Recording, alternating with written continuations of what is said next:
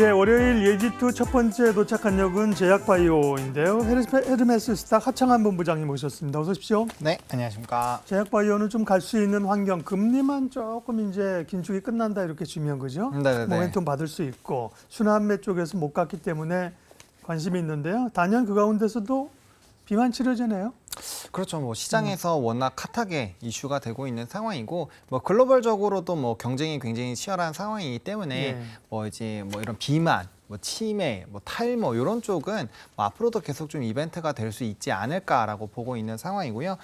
일단은 뭐 35년에 됐을 때 세계 인구의 절반이나 이제 비만 인구가 되지 않을까라는 전망들이 나오고 있거든요. 그래서 앞으로 시장은 뭐 상당히 좀 커질 수밖에 없다. 그리고 노보 노디스크 쪽 관련된 부분이 이제 뭐 덴마크 이제 GDP를 또 넘어서는 뭐 이런 이벤트들이 있죠. 그래서 그런 것들이 이제 가시화가 되니까 아무래도 좀 실질적으로도 이런 수치화도 될 수 있는 상황이고, 거기에 따른 뭐 시장의 전망치가 상당히 좀 높다라고 보시면 좋을 것 같고요. 일단은 이제 이 굉장히 위험한 약을 먹었을 때 부작용 부분이 오히려 없다. 뭐 약간 이런 이슈들도 있었기 때문에 지금 상당히 시장에서는 주목을 많이 받고 있다라고 보시면 좋을 것 같습니다. 예, 일론 머스크가 또 먹어서 살 뺐다고 해서 유명해졌고요. 노보, 노디스크 이런 단어들도 우리가 이 회사명도 그렇죠. 예, 유럽에서 이제 루이비통을 넘어섰다 이런 것도 넘어섰잖아요.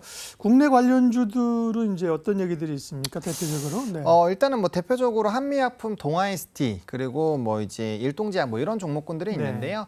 일단은 한미약품이 가장 조금 굵직하기는 하죠. 그래서 이제 독자 플랫폼인 이 랩스커버리를 적용을 해서 이제 뭐 대사질환 치료제로 개발을 했고요. 이건 주에 한 번씩 투약을 하는 부분으로 좀 알려져 있는 상황이고요.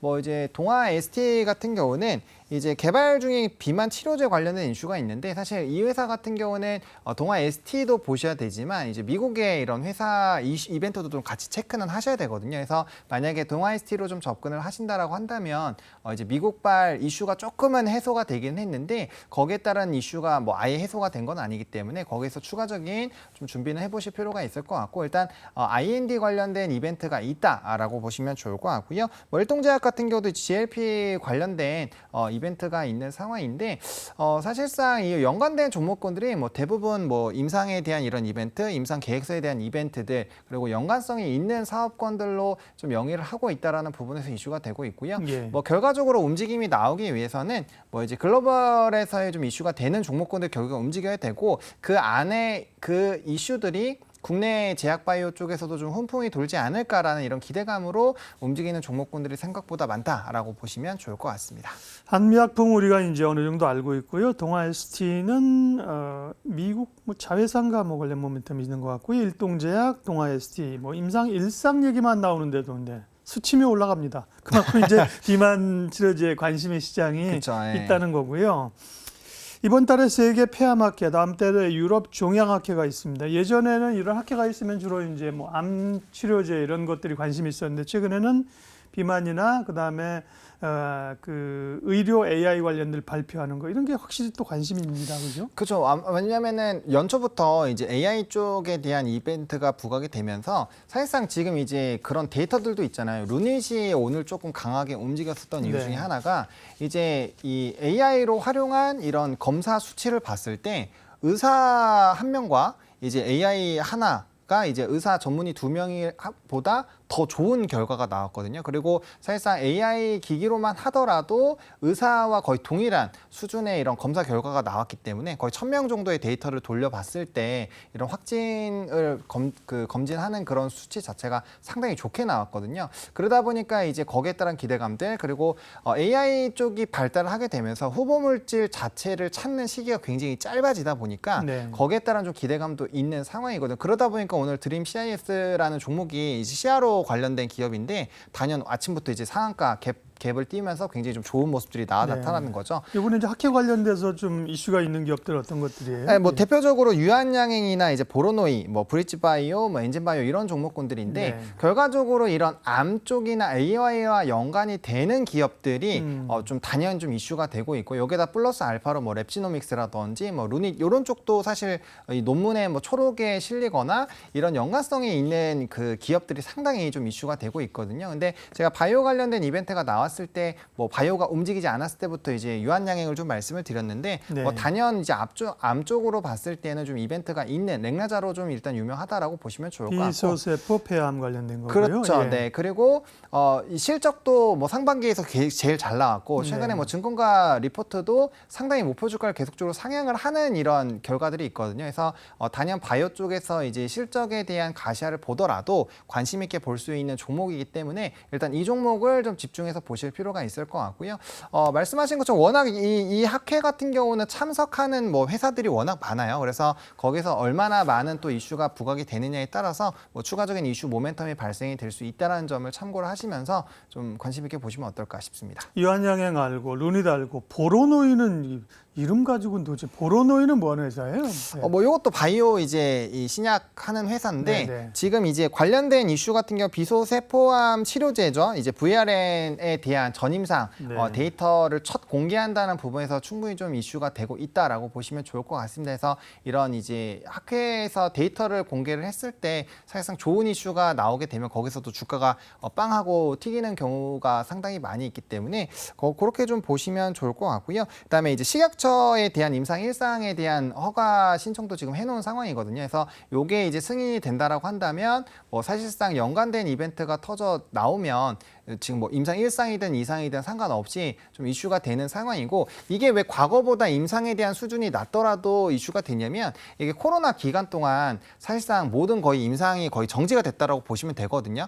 특히나 이제 임상이 높은 쪽은 이 모집을 많이 해야 되는데 사실상 모일 수 없는 환경이기 때문에 임상들이 상당히 많이 지연이 됐습니다. 그래서 이런 이슈가 있더라도 충분히 시장에서는 좀 굉장히 반기는 그런 상황이다라는 부분도 좀 첨가를 해보시면 좋을 것 같습니다. 예, 보로노이도 신약 후보 물질을 개발하는 연구하는 회사군요. 네. 네. 도대체 이름하고 매칭을 시킬 수가 없어. 보로노이. 좀 네. 생소하실 겁니다. 네? 예. 그러니까요. 네. 네. 그러게 학회 모멘텀이 이제 계속 있고요. 제약바이오 쪽에서는 지금 비만 말씀하신 것처럼 당뇨, 탈모 이런 건데 사실은 안정적으로 실적이 나오는 쪽은 CMO 아닙니까? CMO, CDMO, 삼성바이오로직스나 그죠? 그렇죠. 예. 근데 뭐 삼바나 혹은 뭐 셀트리온 그룹주는 시장에서 뭐 세상 관심 없네요. 그러니까 이 실적으로만 보면은 사실상 셀트리온 그룹주들은 좀 관심을 충분히 가져볼 만한 상황이긴 한데 네. 이쪽은 이제 뭐 합병이라든지 여러 가지 또 다른 노이즈들이 있다 보니까 그렇죠. 예. 거기에 따른 좀 이제 밸류 평가가 좀 절하되는 부분들이 없지 않아 있다라고 보시면 좋을 것 같고요. 뭐 삼성바이오로직스도 마찬가지죠. 그러니까 굉장히 좀 묵직하게 움직이는 종목이다 보니까 약간의 좀 시장에서의 반응은 좀 늦다. 왜냐하면 최근 같은 경우는 대형주보다는 약간 중소형주 위주의 테마성 흐름들이 나타나는 부분인데 일단 장기적으로 보신다라고 한다면 뭐 충분히 지금 가격대에서는 관심 있게 접근을 해보셔도 좋지 않을까라는 생각이거든요. 삼성바이오요? 네, 예. 왜냐하면 어차피 우리가 신약적인 후보 물질에 대한 이벤트가 만약 AI 쪽으로 해서 후보 물질을 굉장히 빠르게 하면은 신약 회사보다는 오히려 이거를 이제 주문을 받아서 생산하는 위탁 생산 쪽이 굉장히 좀 부각이 될 수 있다라는 생각이 들거든요. 그리고 전 세계적으로도 뭐 워낙 독보적인 그 지위를 가지고 있고 관련된 피어 그룹주들이 전부 다 이런 실적에 대한 전망치를 하향을 하고 있는데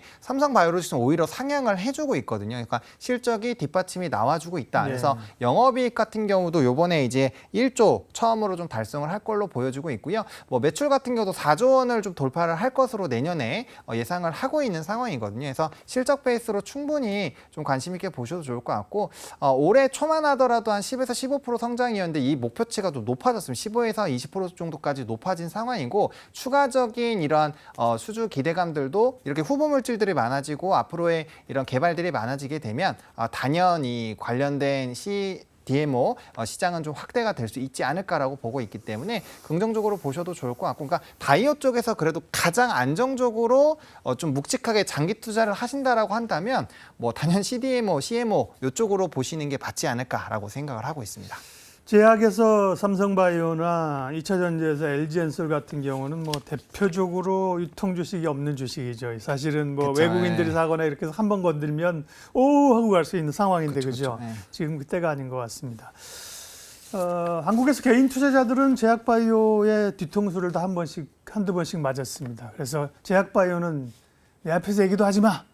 이렇게 해놓고 또 관심 종목이 뭐예요?